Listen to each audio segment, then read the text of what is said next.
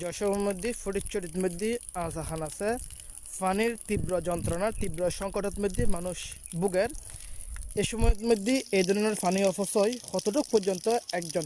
সুস্থ মস্তিষ্কের মানুষের কতটুক পর্যন্ত গ্রহণযোগ্যতা রাখে। ফটিকছড়ি ধর্মপুর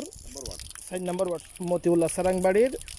আর উগজনা ডিস্ট্রিক্ট দেখিতে পারি যে বেসরকারি অর্থায়নে যে রাত দিন এভাবে পানি অপচয় এই পানি গিন হনগ জবিনত কিংবা হনেকান খালত বা হনেকান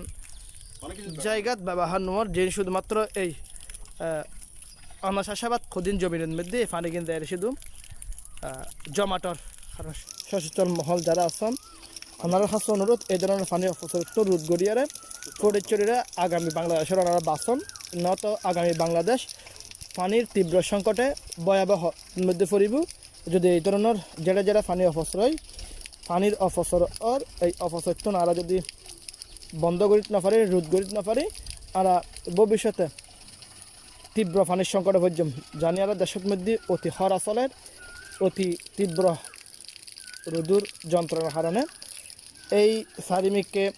তলদেশ পর্যন্ত ফুয়েরে জমিন মাটি পর্যন্ত ফুয়েরে ফাটল দিকে এসবের মধ্যে যেটাই আল্লাহর রহমতের এই জন্নার পানি আইয়ের কিন্তু সঠিক নিয়মে ব্যবহারের কিন্তু অপচয় সচেতন মহল এবং উপজেলা জেলা এবং ইউনিয়নের যারা কর্মরত সরকারি কর্মরত যারা আছেন ওনার কাছে অনুরোধ এই ধরনের রোধ প্রতিরোধের ওনারা ব্যবস্থা নেবেন যাতে এই ধরনের প্রতিরোধের মাধ্যমে মানুষ